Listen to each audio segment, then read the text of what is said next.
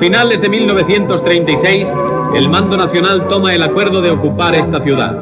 Semicercada por el Ejército del Sur, con posiciones situadas en Ronda y Antequera, las operaciones comienzan en los primeros días de enero del 37. El frente se rompe. La Escuadra Nacional, a la que han ido incorporándose unidades, es dueña absoluta del mar y apoya eficazmente los combates de tierra.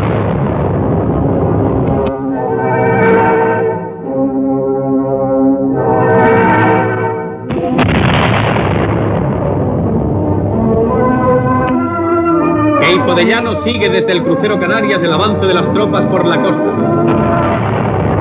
Puesto de mando del general Borbón. Las fuerzas esperan la orden de avance. En el puerto, antes de la ocupación, un audaz golpe de mano permite liberar a los detenidos en el barco prisión Marqués de Chávarri. Momentos de gran emoción se suceden entre los presos y sus familiares. El 8 de febrero, y tras una ofensiva que apenas ha durado un mes, se ha conquistado Málaga, una Málaga triste y ennegrecida por los incendios. Es la primera ciudad importante que se libera en el sur, y el triunfo, acogido con gran júbilo, tiene enorme resonancia.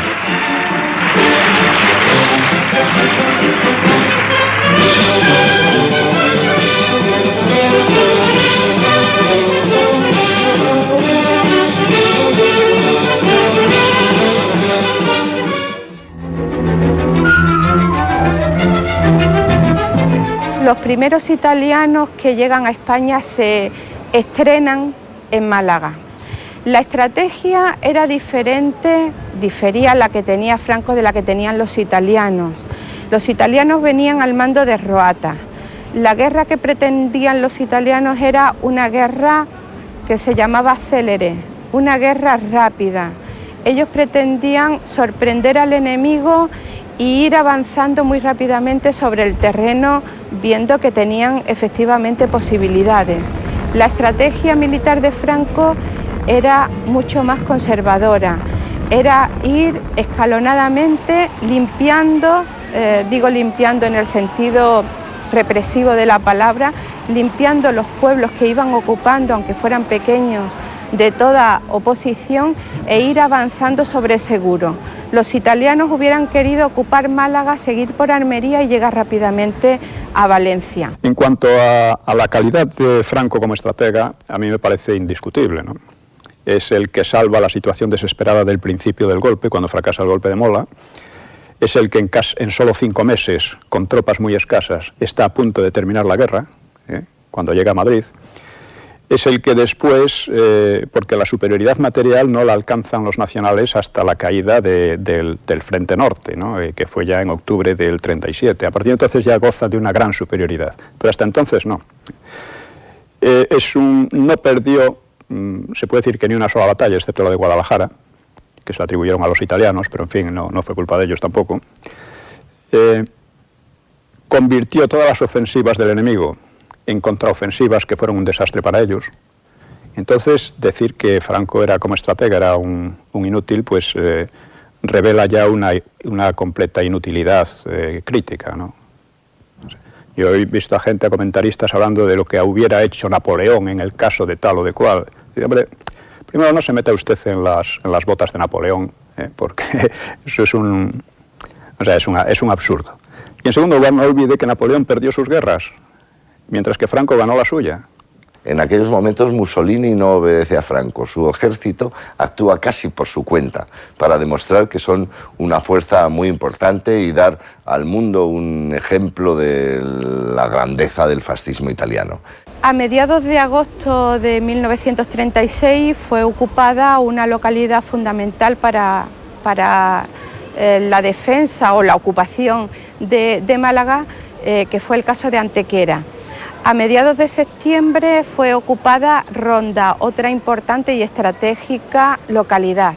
Y a partir de ahí, dado que estaba también ocupada Granada, Málaga quedaba en una especie de bolsa totalmente aislada por todos los lugares, menos por la zona más oriental, es decir, el camino hacia Almería. Málaga no tuvo suficientes armas, pese a que las pedía el gobierno central, para su defensa. El frente se estabiliza en Marbella, donde se estabiliza porque todavía el ejército que venía de África no era el suficiente para romper el frente que se estabiliza, y durante 7 meses el pueblo malagueño estuvo soportando el ataque constante hasta que acumularon una división italiana acorazada, una bandera de la Legión, tablas regulares y una cantidad de aviones bastante grandes, 8 y 10 aviones que ocupaban, y entonces rompieron el frente de Marbella y ocuparon Málaga en poco tiempo, ¿no?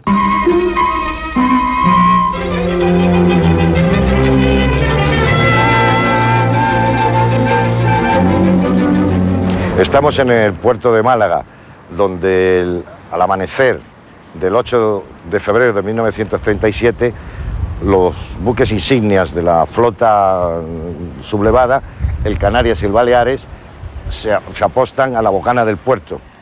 Desembarcan un par de compañías de marineros fuertemente armados y liberan el buque prisión republicano, que tenía unos 300 presos.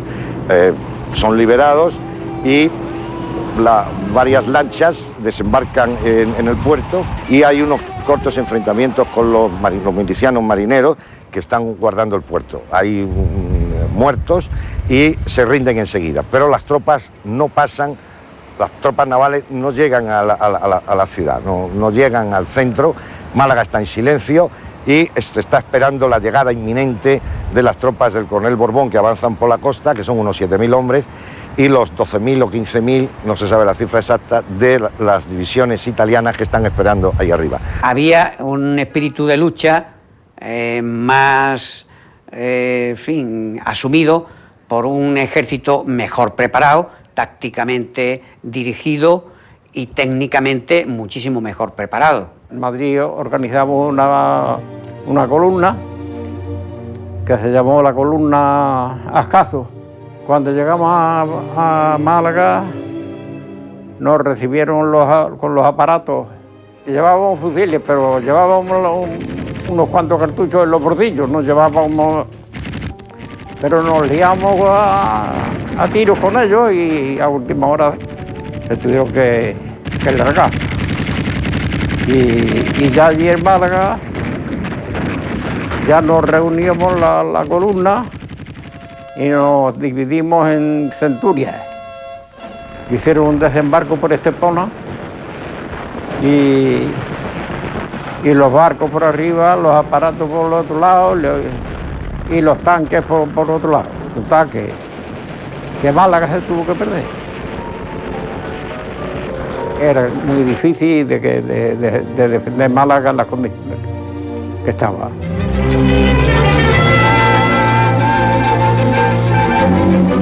Las tropas del coronel Borbón, que venían desde Algeciras, avanzando por toda la costa,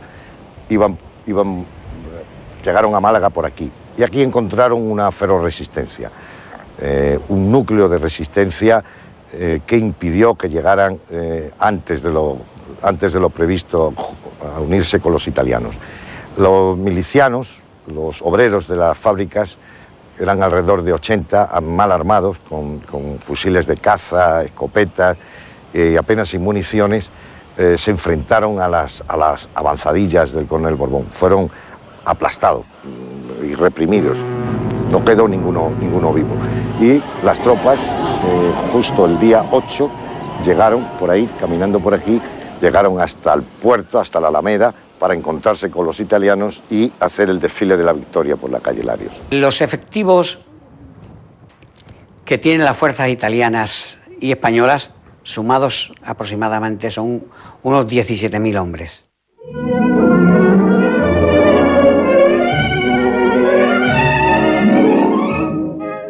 Esta vista de Málaga es la que contemplan las columnas italianas del general Roata el 7 de febrero de 1937. Aguardan al ejército de Queipo de Llano, mandado por el coronel Borbón, que avanzan por la costa acercándose a Málaga.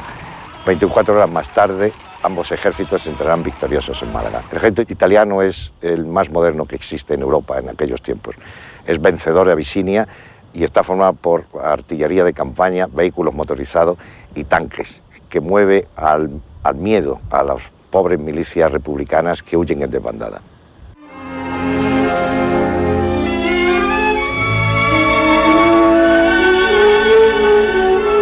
La vida en Málaga prácticamente no había más que mujeres y niños, y porque los hombres mayores que estaban en condiciones de iban, estaban en el frente. Precisamente en Málaga había gente de tránsito para un lado para otro, pues la vida alterada de lo que supone una guerra, una amenaza, pero hay que tener en cuenta que durante los 7 meses que mantuvo la República la defensa de Málaga, Málaga fue bombardeada un día hacia otro, no, 3 o 4 aviones constantemente. Un murmullo que había, que habían cogido un pueblo, después los soltaban, después entraban, que los moros, eso era lo que nosotros escuchábamos en mi casa, que venían ellos y decían, hay que ver, hemos cogido este pueblo y los moros han abusado a veces de las mujeres, eso decían. Los días antes de la huida aquello era terrible, y en Málaga lo peor que había,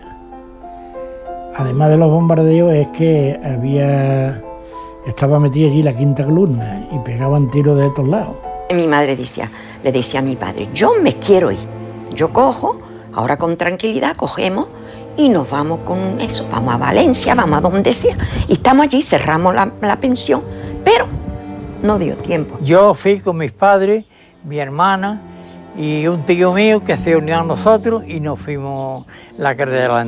Cuando llegamos a la calle Lario, eso era ya como si fuera venido, yo qué sé, la gente de todos los pueblos, los carros, el que tenía un gallo llevaba el gallo, el que tenía un cochino iba cargado, creyendo que era una cosa que comprende. Entonces nosotros, pues mi madre dice, pues vamos a seguir detrás de todos ellos, pero la calle Lario era esto. El que tenía un carrito metía el colchón, metía todo lo que podía en su casa.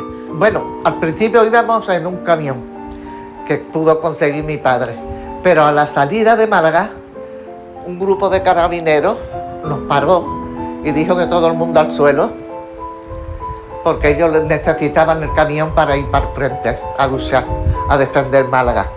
Y nos bajaron con todo lo que llevábamos.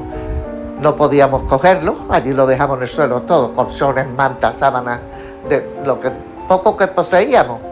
E incluso las fotos que tú antes me has preguntado, que llevábamos también las fotos de antes. Y dijeron, hay unos autobuses que vienen a buscaros para evacuar. Empezamos a andar a buscar los autobuses y no encontramos ni uno, ni autobuses, ni camiones, ni nada. Nada más que gente desesperada como nosotros, andando tantos kilómetros. Estaba yo en mi casa jugando con mi hermano y eso, y lo sabía, pues yo me quería ir en el portal de Villafranca. Entonces ya fue, nosotros salimos de casa y los últimos, ya por la tarde, ya oscureciendo, salimos de Málaga y por la noche íbamos para allá, andando. Y nos salió el sol por la carretera.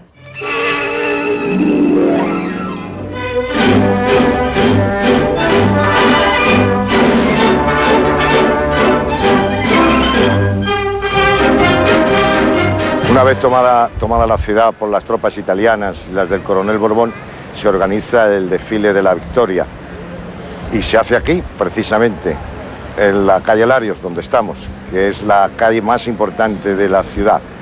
Mi madre me contó que, siendo una niña de 17 años, estuvo aquí y vio que el desfile lo comenzaron las tropas italianas motorizadas y seguidas por los españoles, las tropas del coronel Borbón.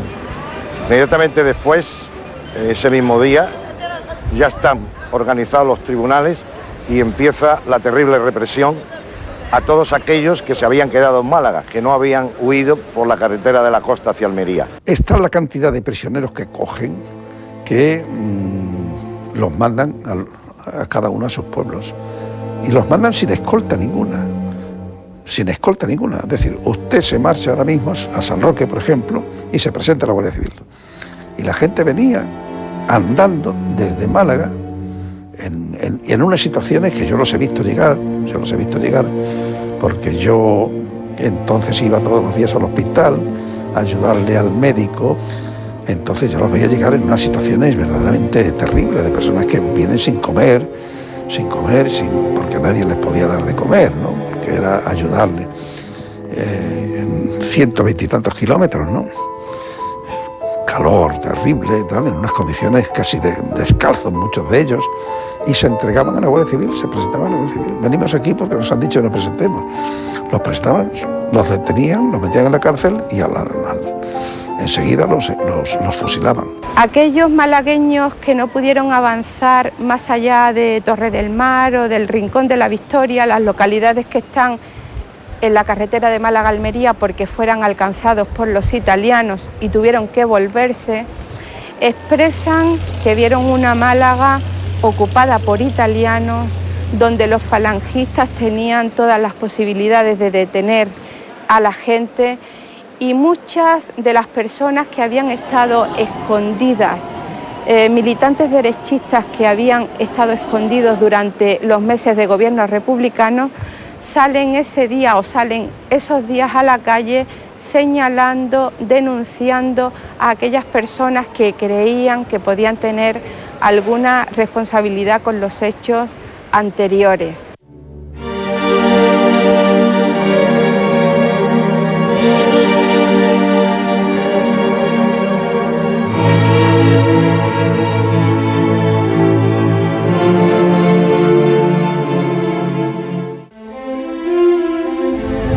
Nos encontramos en la playa del Peñón del Cuervo, un lugar muy querido de los malagueños, 2 kilómetros al este de la ciudad, en dirección carretera de Almería.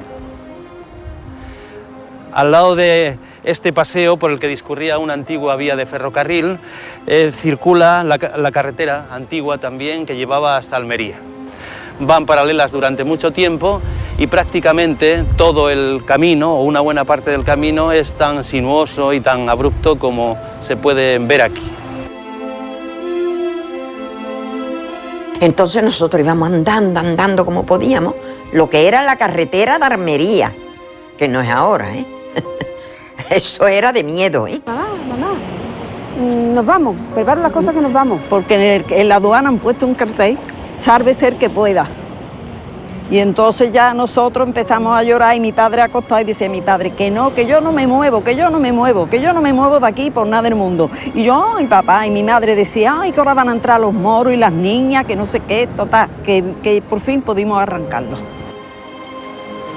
Es hacia las 10 de la noche cuando se produce esa huida generalizada y masiva. Yo lo calificaría como una histeria colectiva de la ciudad, que al ver que unos vecinos, otros huyen, pues en masa decide salir. Familias enteras, con borricos, con los niños, con ancianos, salen en dirección a Almería por este camino de ferrocarril y también por la carretera que va al lado, y pisándose unos a otros, porque como ya digo es de noche, inician este camino que ellos no saben cuánto va a durar. Algunos creen que a las mañanas siguientes van a llegar a Almería, pero en realidad le quedan 200 kilómetros. Evacuación no hubo ninguna. Fue una estampida, fue una huida del pueblo y fue un abandono lo que hicieron con nosotros. Iban la gente, lo mismo que cuando va una fila de hormigas, muchas hormigas, están muy juntas por la fila, por lo mismo íbamos en la carretera. Ya íbamos sin zapatos, los zapatos como era piedrecilla, los zapatos habían hecho buquete y había que tirarlos. Como había tanta ropa tirada, porque es que había de todo, pero ¿qué íbamos a coger si hemos tirado lo bueno? Un pedazo de sábana, venga, líate en los pies, para que no te moleste las piedrecillas. Mamá, que tengo frío, coge un pedazo de lo que encuentre y te lo lía. Que tengo calor, tíralo. Eso era la carretera. Lo que más recuerdo era un camión de milicianos, no sé, le habían dado un bombazo, habían caído y estaban muertos todos en la cuneta de la carretera. Y había uno cogía la guitarra, se conoce que era aficionado a la guitarra, y se había quedado muerto, pero cogía la guitarra, no había soltado la guitarra. No se me ha olvidado todavía.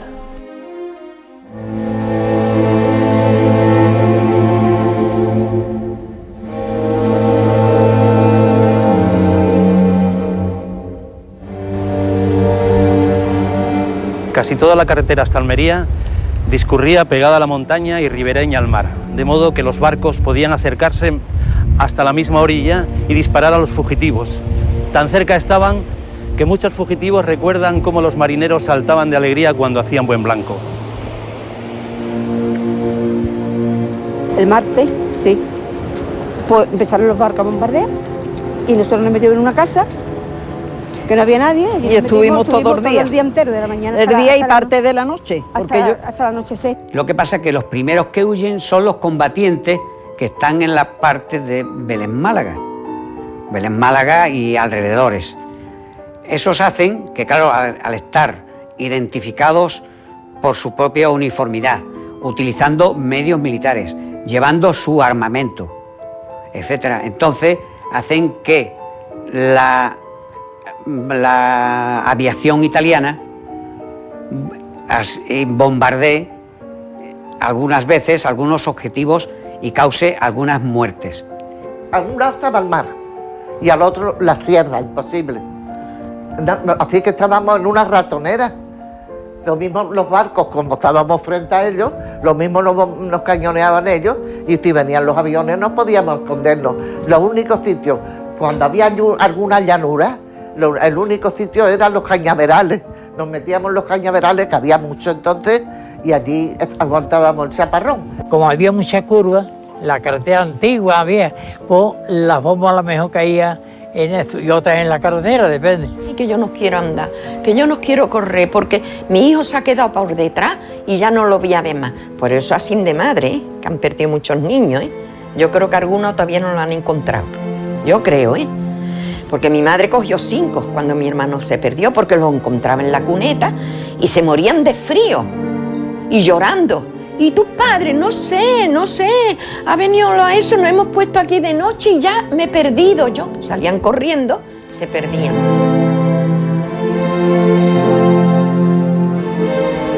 Muertas y heridos, y niños, niñas, como mis nietas, encima de su madre muerta. Bueno, la visión la tengo todavía presente.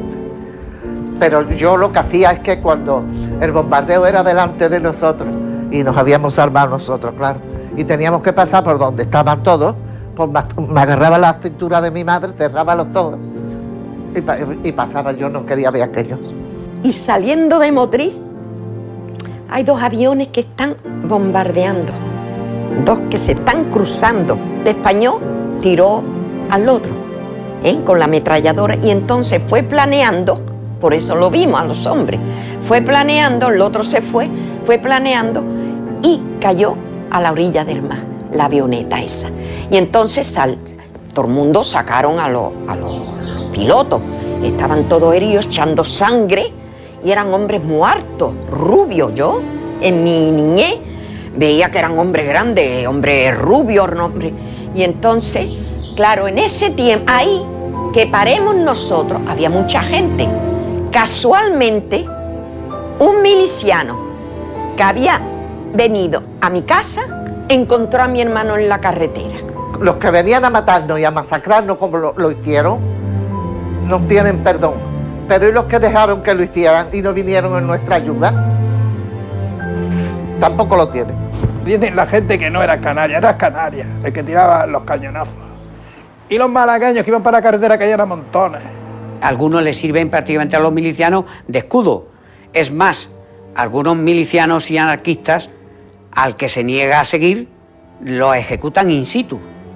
Y entonces, allí llorando, y ya no pasaba nadie. Me quedé sola, ya allí sentada, y escuchando el cañoneo de los barcos, cañoneando. Y de pronto oigo el trote de un caballo. Y yo dije, ya están aquí. Me apreté las rodillas, me morí antes de tiempo, vamos. Al oír que se acercaba el caballo, que ya venían a por mí. Y cerré los ojos y el caballo se paró delante de mí. Y oí una voz que me dice, pero chiquilla, que estás aquí sola. Aquello ya me hizo respirar y abrí los ojos y lo miré, y era un soldado de los nuestros. Entonces llorando le dije que me he perdido de mis padres y no puedo andar más. Y dice, venga, súbete al caballo y vámonos pronto que vienen cerca. Y me subí al caballo y galopamos a la vida.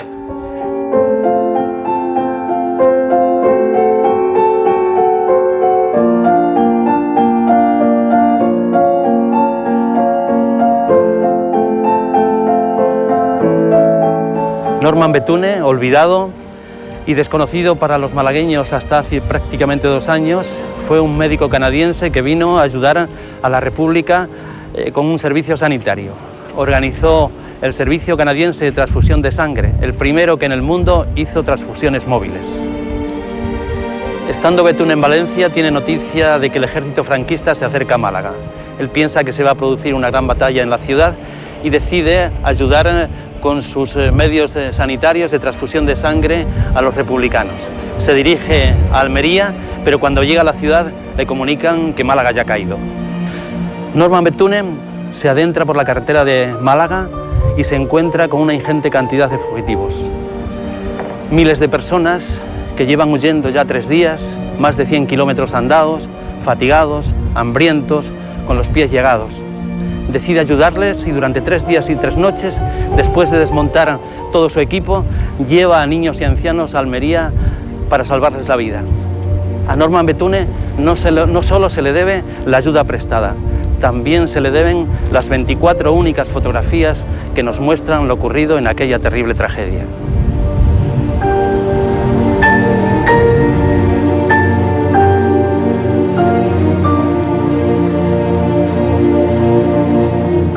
No había nada de comer por ese camino. Allí no había más que caña dulce, que la caña dulce era el único comida que había, la única mantenimiento.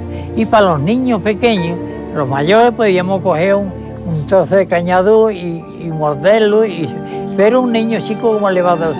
Pues los niños, se rompía una caña dulce con una piedra en la carretera y luego se cogía uno y otro y ponía un recipiente debajo, torcía la caña y el cardo caía allí para darle a los niños, porque un niño no podía hacer eso.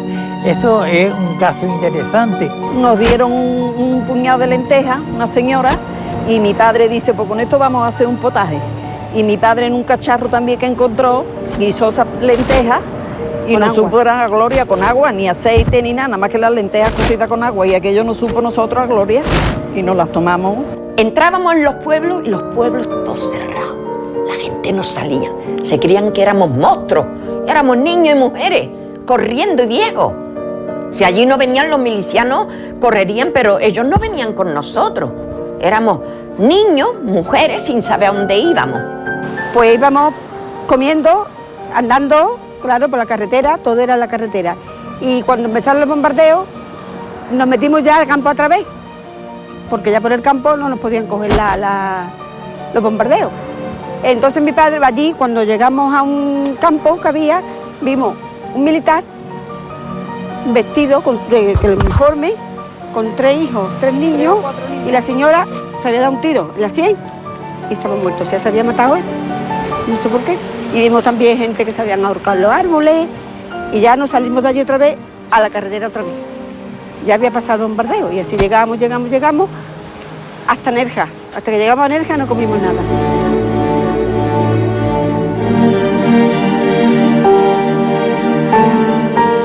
La herradura, un matrimonio, estábamos nosotros comiendo en la cuneta al lado de la carretera y en el otro lado sentimos un pa, y como éramos sabemos, mi hermano y yo salimos corriendo vimos y era un matrimonio, se habían matado, una pareja, se habían pegado 2 tiros y se mataron allí.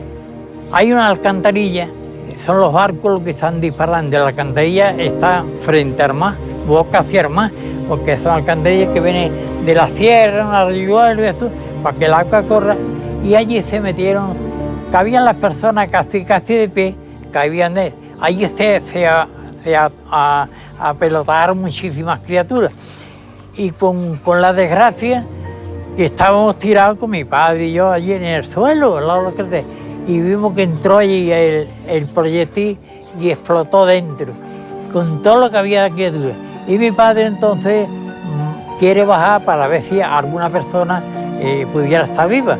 Y yo bajé con ella, aunque mi padre no quería, yo bajé. Y mire, allí no había nada más que de trapo, de sangre, de carne, era una masa. Había una madre que llevaba un niño y claro, se sentó al lado de la carretera, al lado de la... para darle de mamá al niño. Vino una bomba y allí la mató con el niño en los brazos. Le entró una metralla, porque se veía una metralla, le cortó, le sostenió casi el cuello. Y ella entonces volcó hacia adelante y con la teta asfixió al hijo. El hijo estaba negrito. Y mi tío, me acuerdo yo, que lo cogió del pelo, pero tenía la cabeza cortada prácticamente. Vi una señora con un niño abrazado y el niño, la señora con una metralla aquí, porque la metralla topó enfrente en la montaña y rebotó para ella. Aquí en la 100 y el hilo de 100 y la niñita llorando. Y yo cuando me acerqué a mi padre, oigo una niña y mi padre, venga, venga, tú anda. Y entonces ahí la dejamos, la señora muerta, pero la niña viva. Y después hemos sabido que esta chica está en Murcia, que vive, que todavía dice que tiene la metralla en la pierna y vive porque no era hija de esta señora que se mató, sino su madre había ido a hacer pis y se la dejó un momento a ella y en ese momento le dio la metralla, mató a la señora y la niña la dejó viva. Pero eso fue por la herradura. Una familia comiendo debajo de los algarrobos y pepinazos a los caballos. Esa retirada fue trágico, vamos, trágísimo. Lo más trágico que pasé en la guerra.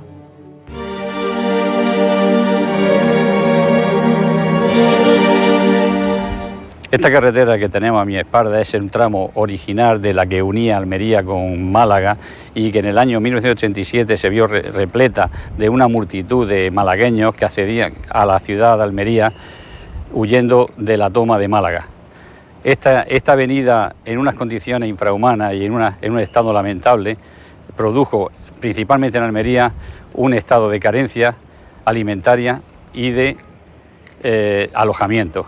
Yo me recuerdo que a la entrada de Almería había un parque y escucho que me dice, Angelita, y miro y era una de mis hermanas que también se había perdido y también estaba en el parque, a ver si no veía de entrar alguno. Nosotros llegamos a Almería a los 8 días, a los 8 días, y entonces llegamos allí y mi madre ve muchos caballos muertos, acababan de bombardear todo.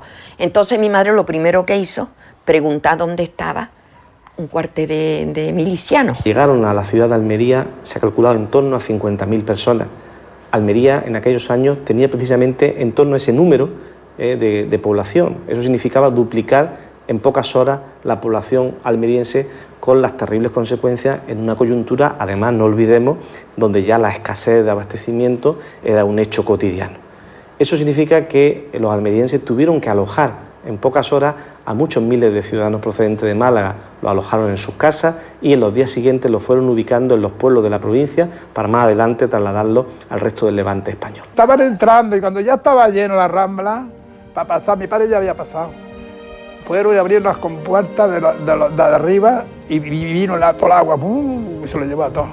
Dejó la Rambla, todo el río lo dejó limpio, de gente, todo chillando por todo el agua. Eso hicieron, eso no está puesto en la historia. Eso no está puesto en la historia, ¿qué va? Pero eso pasó. La gente venía llena de andrajos, muertos de hambre. Algunos traían hachas en la mano, dispuestos a todo ya, a lo que fuera. Porque es que eran varios días andando por la carretera de la costa. Los que habían sobrevivido, porque allí venían muchos heridos, niños, personas mayores. Almería estaba así, de gente, pero qué solidaridad. Y cuando se ven esas cosas, se ve lo que es el pueblo, lo que es el pueblo, llano y sano. Camiones y camiones repartiendo pan. Luego ellos hicieron aquí mucho porque se metieron en las casas, rompieron hasta los muebles, rompían los muebles para hacer de comer en las casas. Mucha gente dice, los malagueños lo que hicieron aquí, pero es que había que reconocerlo, cómo venían esas personas. Esos no miraban ya nada. Porque aquel que se dejó su mujer en la carretera, el otro que se dejó su hijo. A ver, creo que... La guerra no está decidida. Hay bandazos en favor de uno u otro bando, pero la República mantiene sensatas esperanzas de que se pueda producir una victoria del bando del gobierno. Ambos ejércitos han recibido armamento, la República ha recibido armamento de la Unión Soviética, a cambio de dinero, desde luego. Los franquistas, ya se pueden llamar franquistas porque Franco ha consolidado su poder, los franquistas reciben una masiva ayuda italiana con 70.000 hombres, pero muchos aviones, artillería importante, incluso medios mecanizados como tanques ligeros y muchos camiones, o la inestimable ayuda muy tecnificada de los 6.000 miembros de la Legión Cóndor, que traían la mejor artillería de la época y seguramente también la mejor aviación. Pero hay un equilibrio de fuerzas. Franco consigue tomar todo el norte, que estaba ya aislado de la República. En diciembre de ese año hay un intento muy fuerte de la República de hacer una ofensiva que se concreta en la toma de Teruel. La toma de Teruel es la primera capital de provincia que cae durante toda la guerra en manos del ejército republicano. En aquel momento la República piensa que es posible ganar la guerra.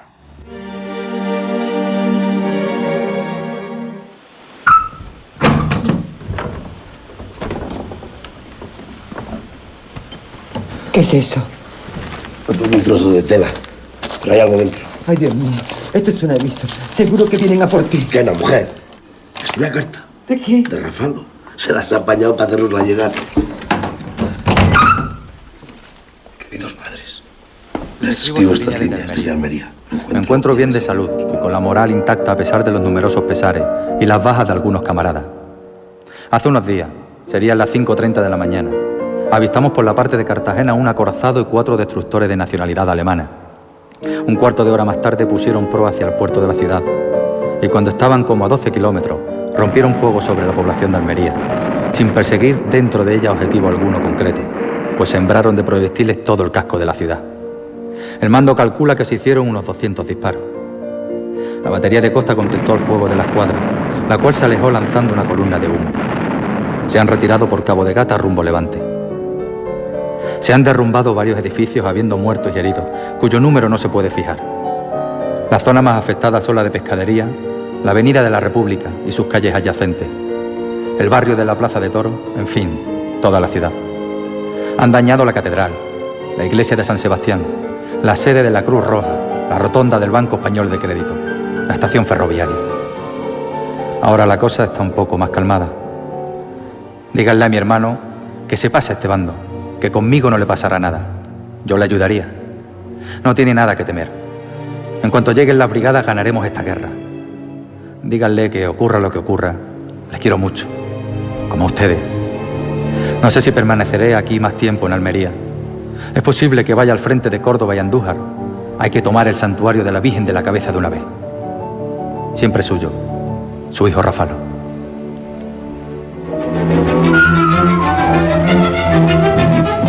Pocos meses después de iniciar la guerra civil, la población almeriense tuvo que sufrir los efectos de los bombardeos que desde el aire y desde el mar le realizaron los sublevados. En este sentido, destacan los ataques del Canarias en el mes de noviembre del año 36, que atacó las instalaciones del puerto, las instalaciones petrolíferas, y a partir de ese momento la actuación de la aviación. Lo único que bombardeó fue la Kansas, el Canarias, que vino acompañado con otro barco que se llamaba Almirante Cervera, que esos vinieron solamente a destruir la Kansas. Tiraron 8 cañonazos solamente. Ardió la Kansas y se fueron.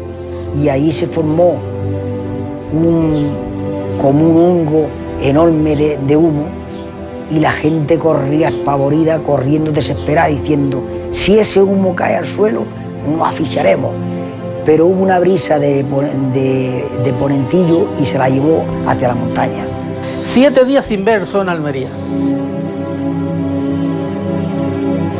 Nos encontramos en el puerto de Almería, objetivo prioritario de la aviación nacionalista debido a que en él se encontraba atracado el Jaime I, uno de los buques más importantes de la República. Y desde allí hay una cueva muy grande y de allí veía yo cómo le tiraba las bombas al Jaime. Venían los aviones y no le daban ni una, todas caían fuera del puerto de Almería. Mire, relucían como si cogiera una moneda, un puñado de monedas de plata y las tirara, lo mismo brillaban las bombas. Y aquello caía muy espesas. Y en el momento que terminaban de bombardear, la gente sabía que ya no volvían ese día. Entonces salían corriendo con los botes, los pescadores, a coger el pescado, porque el pescado cogían meros allí de 20, 25 kilos y los barcos los cargaban de pescado. Y los aparatos otra vez. Y entonces esa vez sí le tocaron al Jaime. Se llevó el cañón de popa, el cañón teario que llevaba en popa. Murió el primero de a bordo, murió el artillero y los dos que estaban con él, y 7 heridos. Especialmente es recordado por los almerienses la Noche de Reyes de 1937, porque el ataque aéreo pues, trajo como consecuencia, entre otros, la muerte de varios niños. Y desde enero del 37 hasta el verano de ese mismo año se sucedieron continuamente los ataques desde el aire.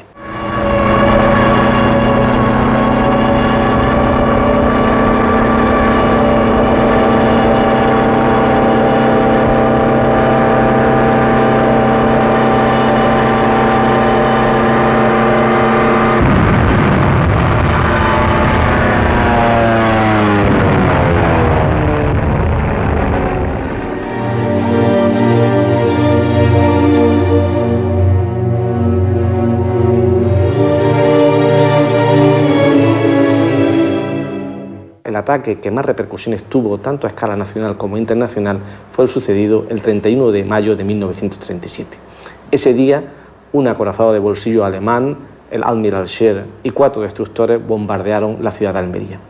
El antecedente de este ataque, la causa por la que se llevó a cabo este ataque, fue el bombardeo que unos aviones republicanos habían realizado pocos días antes en la rada de Ibiza a otro barco alemán, el Deutschland.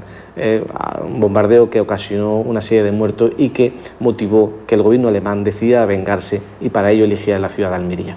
Le decían pavas, aquellos aviones creo que eran alemanes y venían cargados de bombas, siempre venían 2 o 3. Los motivos que explican la elección de Almería para ser bombardeada por los alemanes son fundamentalmente el hecho de ser una ciudad pequeña, con poca población, por lo que la trascendencia del ataque también estaba limitado, el que no tuviera importantes defensas militares que pudieran responder al ataque de la Armada alemana, el que también no tuviera defensas naturales que facilitaba el bombardeo, y el hecho de que el Cabo de Gata era el punto limítrofe del control de los buques alemanes en el comité de control, y entonces eso facilitaba el acceso de los barcos a la zona de Almería.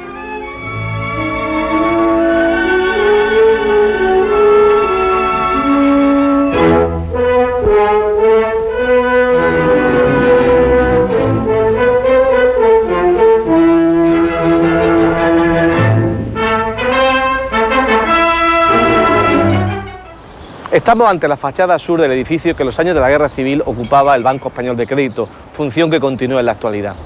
Este edificio fue sin duda uno de los más afectados, como se puede ver en las fotografías de la época, por el bombardeo que el 31 de mayo de 1937 realizó la escuadra alemana sobre la ciudad de Almería.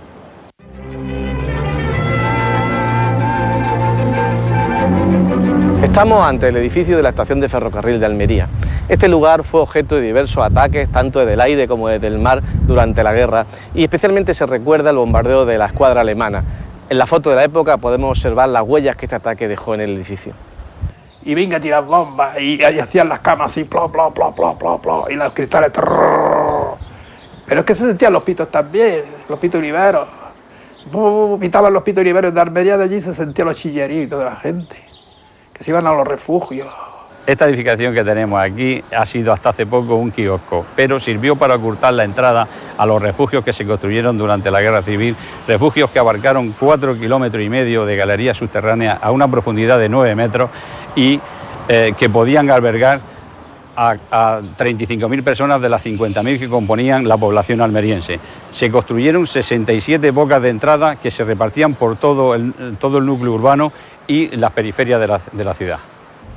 Como consecuencia de que uno de los objetivos prioritarios de la aviación nacionalista era la estación de ferrocarril, en esta estación se construyeron 2 refugios que, para protegerse los viajeros si había aviso de bomba.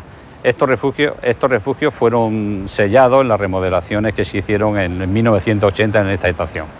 Tocaba la sirena y algunas veces tardaban en venir 2 minutos, 3 minutos y alguna vez hasta 5 minutos.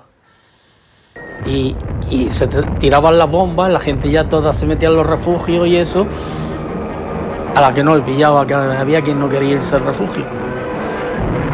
Y algunas personas daba la casualidad que le pillaba las bombas, porque ahí en Barrio Moreno cayó una bomba en una casa, había venido una familia de México por ahí y murió el matrimonio. Y murieron 5 personas en esa bomba, porque vino a caer por el patio escalera. Santa María de la Cabeza. Entre sus piedras machacadas, en el silencio de la sierra junto a Andújar, montará guardia eterna el capitán Cortés y sus hombres. 9 meses duró la epopeya de valor sin límites, de sobrehumana resistencia, hasta aquel último parte. Imposible resistir más. ¡Viva España! Y aún así, solo cuando aquel insigne jefe cayó herido gravemente, se hizo la entrega.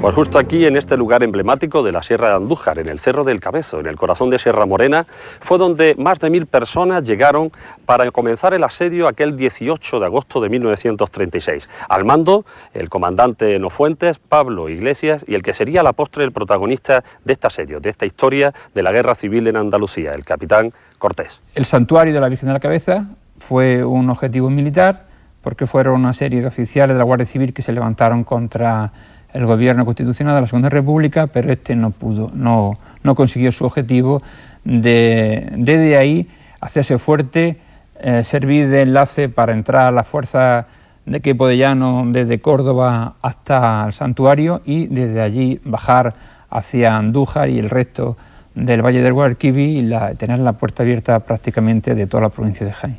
Un grupo de guardias civiles son convencidos para que puedan irse a 2 lugares apartados de Sierra Morena. Uno en un antiguo palacio, el Palacio del Lugar Nuevo, de Cayo del Rey, y otro en el santuario de la Virgen de la Cabeza, que había quedado prácticamente sin religiosos trinitarios, que bajan a su casa de Andújar. Por lo tanto, el santuario está vacío. Es un buen lugar para que la Guardia Civil pueda estar allí, puedan dejar a sus familias, a sus hijos, a sus mujeres, y puedan allí estar escondidos, o más bien escondidas la familia. Ellos pues se comprometen a irse al frente. El 18 de julio del 36 estaba en el santuario de la Virgen de la Cabeza, que había ido allí como premio de mi familia por haber aprobado el 3er curso de bachillerato. Entonces empezamos a pensar cómo volvernos para los pueblos, pero no había forma. Allí no había tampoco coches y ya se estaba agotando la comida. Y ya por fin, el día 25, que era domingo, ya vimos que entraban en la variante del santuario un coche, un turismo, un autobús pequeño y un camión de carga cargado de gente que eran los milicianos. Y total, ya llegaron donde estábamos, nos pusieron manos arriba, que nosotros empezamos a reírnos porque era como hacían en las películas de entonces, claro, y dijeron eso, que había que dejarlo aquello vacío, que había que cerrarlo.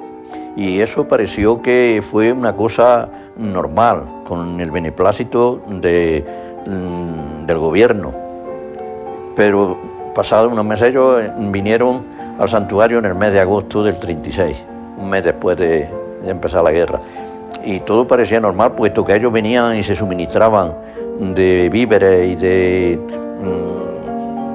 no solamente comida, sino tejido, traje, lo que necesitaban de ropa, se abastecían y aquí se veían bien, con toda normalidad los que venían. El plan del santuario es subir aquí el 18 de agosto en torno a unas 800 personas, entre mujeres, niños, ancianos, falangistas, gentes de grupos de derecha, de Acción Nacional, que se han ido metiendo en los convoys de los camiones y de los trenes que venían de Jaén, llegan hasta el santuario. El propio alcalde de Andújar, Pablo Expósito, les facilita todo, porque se trata de una orden gubernamental de que hay que cuidar a la familia de los guardias civiles y de que hay que tener contenta a la Guardia Civil, que hay que tenerlos aquí. La Guardia Civil viene, y viene sin ninguna dificultad, pero vienen también con propósitos escondidos algunos de sus miembros. En un principio, la situación de los refugiados era bastante buena. Podían bajar a Andújar a por víveres e incluso recibían asistencia sanitaria por parte del médico don Carlos Torres Laguna.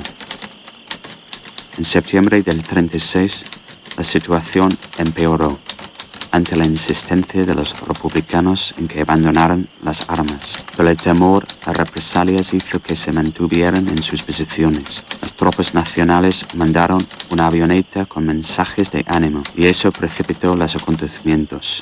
Algunos sitiados se entregaron y entonces Cortés decidió tomar el mando de manera más dura.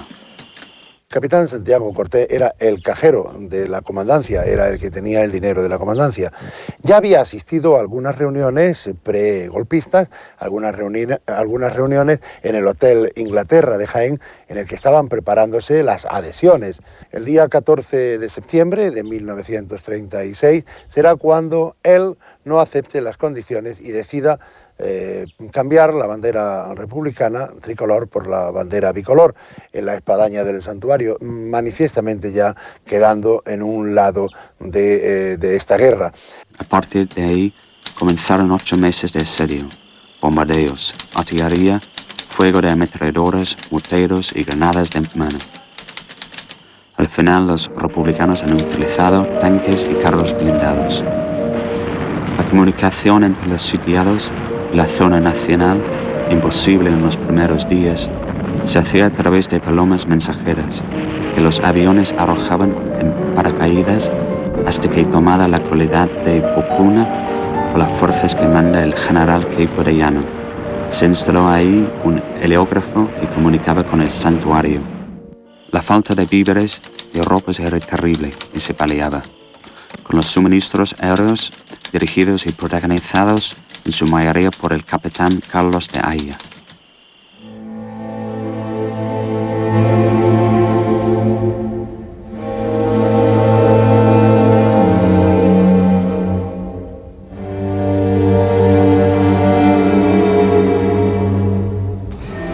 El agua era un bien escaso y sobre todo en aquel agosto de 1936, cuando llegaron todos aquellos que iban a sufrir el asedio del santuario al comienzo de la Guerra Civil. Este pozo es el testigo de uno de los escasos recursos que se tenían aquí arriba en el cerro, donde las calamidades, las enfermedades y todo tipo de complicaciones hacían mella, sobre todo en aquel crudo invierno que pasaron hasta que al fin el asedio tuvo su fin. El aire era el único lugar por donde podía llegar el avituallamiento. Los aviones del capitán Aya llegaban y hasta aquí dejaban en la alimentación. Por tierra realmente era tremendamente difícil por lo escarpado de este terreno.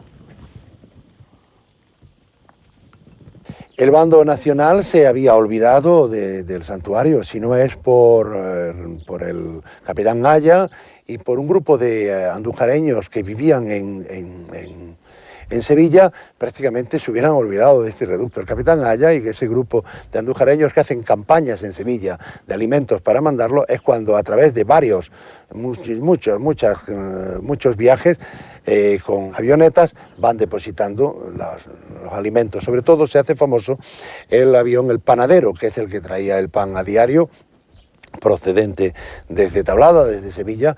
Pero luego, pasados unos meses, hubo algo que influyera en que se dividieron las opiniones y ya pues lo que quisieron la parte republicana fue de que ellos se entregaran, que no les iba a pasar nada a ninguno y más, pero ellos no se entregaron. El capitán Cortés dijo que había que resistir, resistieron, y hubo unos meses en que, como consecuencia de ello, pues nosotros tuvimos un bombardeo en Andújar. Los nacionales también bombardearon Andújar en varias ocasiones, porque como los de aquí, los aviones de aquí, bombardeaban el santuario. Y mandaban algunos escopeteros, incluso algunos milicianos de Andújar subían aquí los fines de semana para entrenarse, ¿no? Pero no había tantos muertos, no tantos como se ha dicho, simplemente era pues un asedio, podríamos decir un asedio light. Pero hay un momento en que ya empieza el gobierno republicano empieza a plantearse muy en serio que hay que acabar con este reducto, que era tan solo un quebradero de cabeza, ¿no? Y es cuando deciden una ofensiva final, en toda regla, ya una ofensiva militar. El santuario estaba rodeado y cada vez iba siendo cerco más cerca. Lo primero echaban los aviones de Franco, venían con aviones y le echaban comida con paracaídas y caían, estaba más ancho el frente, y luego ya fue restándose y cuando echaban la comida caía al sitio del republicano. Aquí mismo en Andújar, la aviación que venía a echarle de comer a los del santuario, el sábado venía todas las noches, le arrojaba unos fardos de comestibles y los cogían los civiles y después de arrojar, pues venían aquí y tiraban la bomba. Esto era todas las noches, bombardeaban aquí el pueblo. Y será don Antonio Cordón, el responsable militar del ejército republicano, el que haga prácticamente todo el operativo para llegar a la conquista total de este enclave. Pero sobre los números de cuántos milicianos, o no milicianos, porque también vienen del ejército, propiamente del ejército de la República, prácticamente el día 25-26 de abril del año 37 es cuando empezará la ofensiva final que acabará el 1 de mayo. Estos asediados debieron sufrir innumerables calamidades, ya que en muchos casos las condiciones climatológicas impedían el normal abastecimiento y en otros el constante asedio de las fuerzas republicanas dificultaban la llegada de víveres y la llegada de alimentos que sin duda alguna eran absolutamente necesarios para la sobrevivencia o la supervivencia de los asediados. Había de todo. Los niños, consta en el diario del capitán Cortés, que jugaban, que se les intentaba distraer de lo que era el ruido de la guerra. Las mujeres pues hacían las comidas en los sótanos. El santuario propiamente se quedó como alojamiento para dormir. Según cuando iba desapareciendo alguna de las naves, pues se trasladaban a otras. Actuaba de enfermería también para los heridos. También la cuestión religiosa, la Virgen del Pilar y la Virgen de la Cabeza tuvieron en la sacristía un lugar destacado donde acudían a rezar, algunos sacerdotes que había dentro celebraban las misas.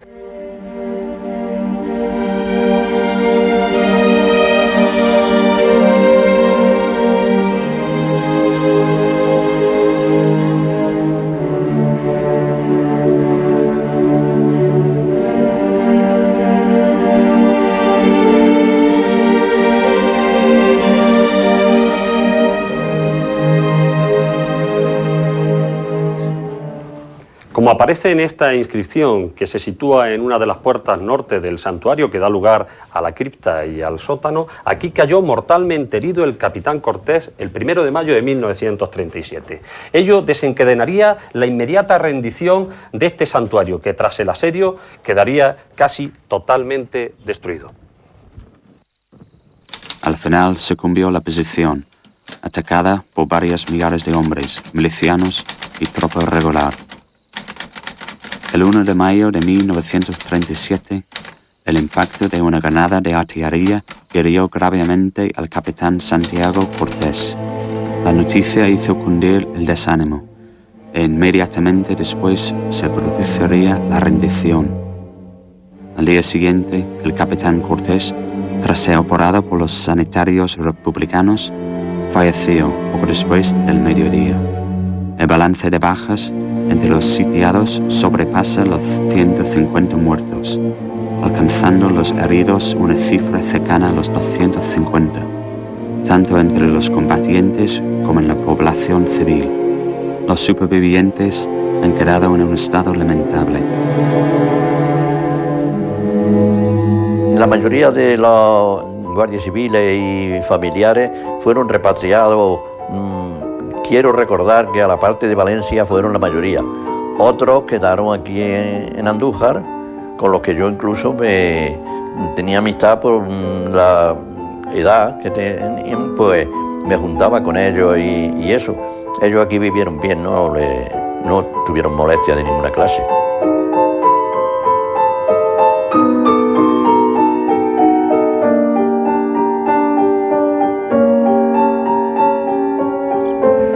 El 1 de mayo de 1937 aparece la bandera blanca en la espadaña de este santuario. Con la rendición acaban 228 días de asedio. Cuando las milicias llegan hasta esta calzada, se encuentran el espectáculo asombroso de rostros famélicos y desencajados de niños, mujeres y hombres que habían sufrido este asedio. Con ello acaba lo que iba a ser el drama humano del Cerro del Cabezo.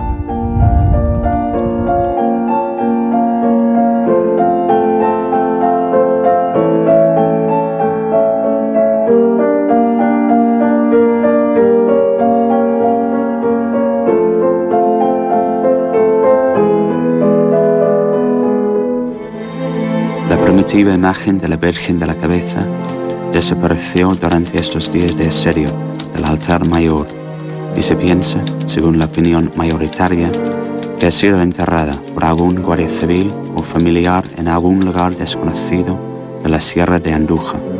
Hasta la fecha no ha aparecido y su paradero actual es todo una incógnita.